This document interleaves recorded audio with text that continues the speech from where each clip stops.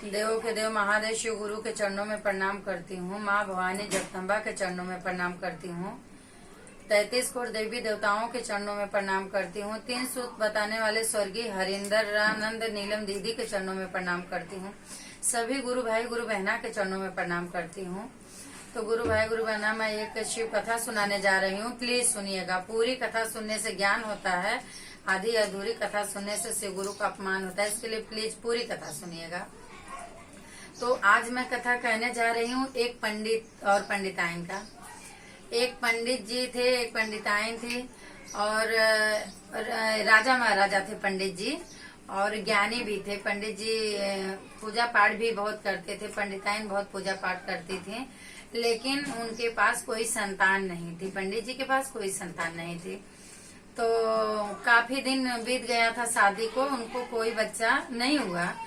तो पंडित जी क्या बोले कि हम यहाँ रहते हैं राजपाट में, मुझे अच्छा नहीं लगता है, चलो जो जंगल में चलते हैं, कुटिया बना के वहाँ अपना रहते हैं हम लोग।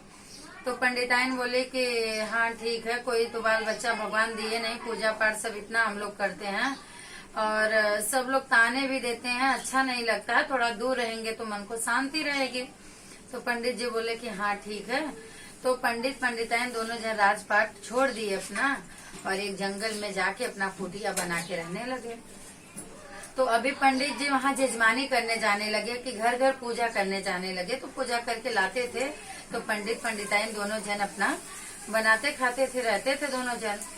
तो एक दिन पंडित पंडिताइन में दोनों जन में कहीं सुना हो गया कि मतलब इतना दिन हो गया शादी को, एक बच्चा नहीं हुआ। दोनों जन के मन में थोड़ा तकलीफ था, दुखी थे दोनों जन। और उधर से माता पार्वती और बाबा भोलेनाथ दोनों जन भ्रमण पे निकले थे। ये दोनों जन की जोड़ी शाम को भ्रमण के लिए निकलती ही है, तो उस दिन भी निकले थे भ्रमण के लिए मृत लोक में। तब जब इस जंगल में कुटिया देखे तो माता जी बोली मुझे प्यास लगी है, चलो ये कुटिया दिख रही है, यहाँ पानी पी लेते हैं, तो चलते हैं। तो माता जी गई वहाँ, बाबा भी गए साथ साथ भोलेनाथ। तो बोले कि पानी मिलेगा क्या? तो पंडिताइन निकली, बोली हाँ आओ बैठो, पानी मिलेगा। तो बैठे बाबा भोलेनाथ माता जी दोनों जन बैठे। पंडिताइन बढ़िया आसन लगा के चरण दोनों जन का धोई और चरण छुई। उसके बाद पानी ला के दी, बोली कि बाबा भूख लगी हो तो कुछ खाना पीना, हम तो गरीब हैं, हमारे पास तो है कुछ नहीं। गरीब तो नहीं थे बाबा, हम बहुत धनवान थे, लेकिन एक कुटिया बना के हम गरीबी हुए हैं। तो बाबा बोले किस चीज के लिए आप गरीब हुए हैं? तो बोले किस चीज के लिए गरीब नहीं हुए हैं, मेरे पास कोई संतान नहीं है। तो बोले कि अच्छा आपके पास संतान नहीं है। अब देवों के देव महादेव वो तो जानते ही हैं, वो तो अंतर्यामी है, उनके पास क्या है क्या चाहिए तो उनको पता ही है। तो बोले कि हाँ मेरे पास संतान नहीं है। तभी माता जी बोली बाबा भोलेनाथ से कि प्रभु इतने प्यार से बुलाए और इतने प्यार से बैठाए, इनके पास एक संतान है, प्रभु आप एक दे दो इनको।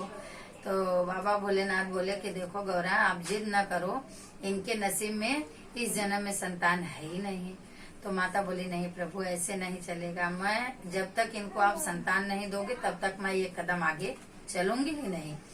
तो बाबा बोले पड़े तो बड़े मुश्किल में, अभी इनको संतान दें तो कहाँ से दें? तभी माता बोली कि नहीं प्रभु आप कुछ भी कर सकते हैं, आप अनहोनी को होनी कर सकते हैं, होनी को अनहोनी कर सकते हैं, आप ही के हाथ में सब कुछ है प्रभु, आप इनको ये पुत्र दो। तो बाबा बोले अभी तो देना पड़ेगा ही। तो बाबा सोचने लगे किसको दूं इनको। तो बोले कि ज्यादा दिन के लिए नहीं। बाबा बोले कि देखो आप जिद कर रही हो तो मैं इनको पुत्र देता हूँ, लेकिन बहुत कम आयु का पुत्र दूंगा क्योंकि है नहीं। तो माता जी बोली चलो कहाँ था ही नहीं, दे दो, जो कमी का दे रहे हो, कम आयु का दे रहे हो तो दे दो, फिर देखेंगे आगे क्या होता है। तो बोले कि हाँ ठीक है। तो बाबा के मन में आया कि नीलकंठ को इनके यहाँ भेजा जाए। तो बाबा ने क्या किया कि नीलकंठ को कुछ दिन की आयु के लिए, मतलब उनकी शादी होएगी, उनकी सुहाग रात पे ही उनकी मृत्यु थी, इतने दिन के लिए उनको भेज दिए। अभी आए पंडिताइन को सुंदर बालक पैदा हुआ। सुंदर बालक पैदा हुआ, धीरे धीरे बालक अपना पढ़ाई करके शादी की योग हो गया। जब शादी के योग हो गया तो पंडित जी अपने बेटे की कुंडली बनाए थे। क्योंकि पंडित जी बहुत ज्ञानी थे। पंडित जी कुंडली बना के अपना देखे तो उनके कुंडली में ही लिखा था कि बेटे की शादी होगी और इसके सुहाग के रात के दिन ही इनकी मृत्यु हो जाएगी। तभी पंडित जी बोले कि चलो अच्छा शादी ही नहीं करेंगे। भाई पंडित जी के मन में ये विचार आया कि शादी ही नहीं करेंगे, लेकिन वो शादी की योग हो गए तो पंडिताइन बोली नहीं शादी करना है। पंडित जी से बोली कि अभी देखो बेटा बड़ा हो गया, अभी इसकी शादी करना, देखो एक कोई सुंदर कन्या देख के बेटा की शादी करो। पंडिताइन रोज बोलती थी लेकिन पंडित जी बात टालते थे। पंडिताइन जी एक दिन ठान के बैठ गई कि नहीं बेटे की शादी करना ही है। और पंडित जी अपनी जजमानी पे निकले थे। पंडित जी अभी मन में तो ये भी तकलीफ था उनके कि कहाँ से ढूंढूं, कौन सी लड़की आते ही मतलब मेरा बेटा भी खत्म हो जाएगा, जिसकी कन्या लाएंगे उसको भी मतलब आते ही दाग लग जाएगा तो अच्छा नहीं है। पंडिताइन जिद की है, क्या करूं। पंडित जी बहुत टेंशन में थे। तो गंगा जी के किनारे एक पेड़ था, वहाँ पंडित जी बैठे हुए थे पेड़ के नीचे और बड़े चिंतित थे, यही सोच रहे थे। तब तक 3 कन्या डेली गंगा जी में नहाने जाती थी। 3 कन्या जाती थी नहाने के लिए। तो बहुत कन्या लोग नहाती थी तो अपने मन में सब बातें मतलब अपने विचार में सब लोग बातें करती थी। तो एक दूसरे से एक कन्या पूछ रही है तुम्हारी शादी होगी तो तुम्हारा पति कैसा रहेगा। तो बोले मैं नहीं बताऊंगी, तुम बताओ। तो दूसरी बोली कि मैं नहीं बताऊंगी, तुम। तीनों अपने में कहना चालू कर दिए, तीनों कन्याएं। तो उसमें से एक कन्या पंडित जी की थी, एक कन्या एक जो विश्वकर्मा जी होते हैं उनकी थी और एक कन्या यादव लोग की थी। 3 कन्या थी उसमें। तो जो यादव की कन्या थी, मैं बताऊं, वो क्या बोली, वो लोग बोले बताओ। तो यादव की कन्या बोली ठीक है मैं बताती हूँ। मेरे पति वो रहेंगे कि जिसको हल चलाने आएगा ही नहीं, वैसा मेरे नसीब में पति लिखे हैं।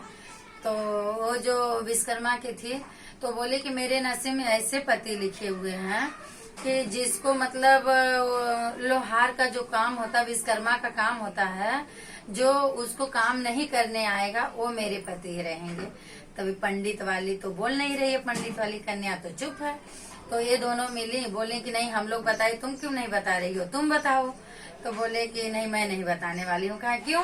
तो बोले मेरे मतलब दूसरे हिसाब के। तो बोले नहीं बताओ। और इधर ये पंडित जी बैठ के यहाँ से सुन रहे हैं। जब भी वो कन्याएं अपने में बात करने लगी शादी की का, तो पंडित जी का और ही ध्यान उधर ही चला गया कि कन्या क्या बात करती हैं। तभी पंडित की कन्या बोल रही है कि नहीं मैं नहीं बताऊंगी। दोनों जिद कर लिए नहीं बताओ, हम लोग अपना बताए तो तुम क्यों नहीं बता रही हो, तुम भी बताओ। तो बोले मेरा तो बहुत दुख की बात है। तो बोले कि क्या दुख की बात है बताओ। तो बोले कि मेरी जिससे शादी होगी मेरा पति मतलब सुहाग रात के ही दिन खत्म हो जाएगा। तो मैं वो कन्या हूँ कि अपने पति के मौत के मुंह से छीन के ला दूंगी। तो बोले हाँ ऐसी बात है। बोले हाँ। तभी पंडित जी तो पूरा उनके तरफ ध्यान दे दिए कि अब लग रहा हो न हो यही मेरे बेटे के नसीब में हो। अब कन्या लोग नहा के जाने लगी तो कन्या अपने अपने घर गई। पंडित जी कन्या के पीछे पीछे पंडिताइन के लड़की के साथ उसके घर पे गए। तो वहाँ गए तो वहाँ बैठे सब लोग बोले अरे पंडित जी आए, देखो पानी दाना दो इनको। तो सब लोग पानी दाना लेके पंडित जी को जाने लगे। तो बोले देखो पानी दाना नहीं चाहिए, ये जो आपकी कन्या इस कन्या से मेरे बेटे की शादी कर दो। तो बोले कि नहीं ऐसे कैसे शादी कर दें, अभी आप मांगने वाले और हम राजा महाराजा पंडित हैं तो आपके लड़के से कैसे शादी कर दें। तो पंडित जी बोले देखो मैं यहीं पे हूँ, आप मेरे घर पे जाओ, मेरे गांव में पता लगा लो, फिर जाके देख के आना तो करना। तो पंडित जी तो राजा महाराजा थे ही, वो तो खाली पुत्र के लिए आ गए थे, कुटिया बना के रह रहे थे ना। तभी पंडित जी उनके घर पे ही बैठे हैं। उनके दूसरे पंडित जी के घर के जो देखने वाले थे वो सब आए और देखे, यहाँ पूछे तो पंडित जी का राजपाट धन दौलत तो बहुत था ही। तभी बोले ठीक है शादी कर देते हैं। अभी पंडित जी के लड़की से और इस पंडित जी के लड़के से नीलकंठ से शादी हो गई। शादी होने के बाद में जब भी बहू और बेटा दोनों जन आए, इनके जिस दिन मतलब इनका पहला दिन सुहाग रात का था, उसी दिन इनका तो मरण भी था पंडित जी के लड़के का, क्योंकि उतने दिन की आयु भगवान ने देके उनको भेजे थे। तभी आए और ये सोए हैं और औरत तो जाग रही, औरत तो सोई नहीं। तब तक यमदूत अपना भेज दिए, यमलोक से यमराज जो है यमदूत को भेज दिए। यमदूत आए और दरवाजा पे खड़े हुए बुलाने लगे, नीलकंठ नीलकंठ। तभी यह नीलकंठ तो सोए थे, पत्नी जाग रही थी। पत्नी अंदर से ही बोली क्या है, तो बोले कि अरे वो नीलकंठ, मतलब नीलकंठ को हम लेने आए हैं, उनको लेके जाएंगे, उनका मतलब यहाँ का कार्य हो गया समाप्त। अभी उनको यहाँ आके हो गया है, उनका समय टाइम उनका खत्म हो गया, अभी उनको चलना हमारे साथ। बोले आप कौन? बोले मैं यमदूत। कहाँ है आप यमदूत? बोले हाँ। बोले नीलकंठ को हम लेने आए हैं।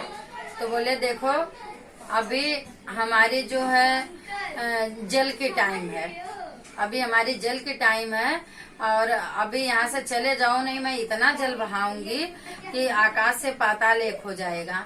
अभी जल के टाइम है, अभी मत आओ, बाद में आना। तो यमदूत बोले कि ठीक है। यमदूत चले गए। यमदूत चले गए।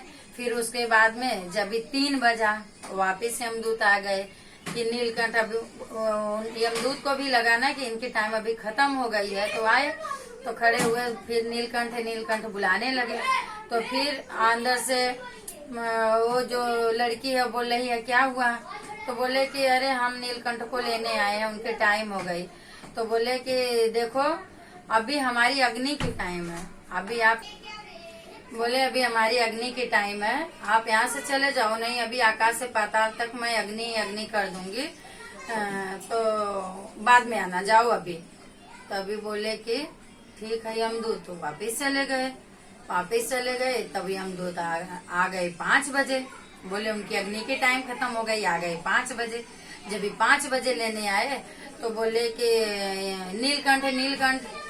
तो फिर बोली पंडिताइन के बहू जो है खड़ी होके बोली क्या है, तो बोले कि अरे हम यमराज मेरे को बोले हैं, हम यमदूत हैं, हम नीलकंठ को लेने आए हैं। बोले कि अभी यहाँ से, अभी हमारी पूजा की टाइम है, हम पूजा करने जा रहे हैं, अभी आप यहाँ से चले जाओ नहीं, आकाश से पाताल तक इतनी कपूर जलाऊंगी कि आप लोग कपूर के जलन से आप लोग जल जाओगे, चले जाओ यहाँ से। तभी बोले कि बड़े मुश्किल की बात हुई। यमदूत गए और उनकी पंडिताइन की लड़की गई पूजा करने माता जी के पास। गौरी पूजा कर रही थी, गई शंकर पार्वती के मंदिर में गई, पूजा की और पूजा की अर्चना की, माता जी से विनती मांगी, माँ तुम्हें, माँ को रहते हुए बेटी विधवा की जिंदगी कैसे जिएगी।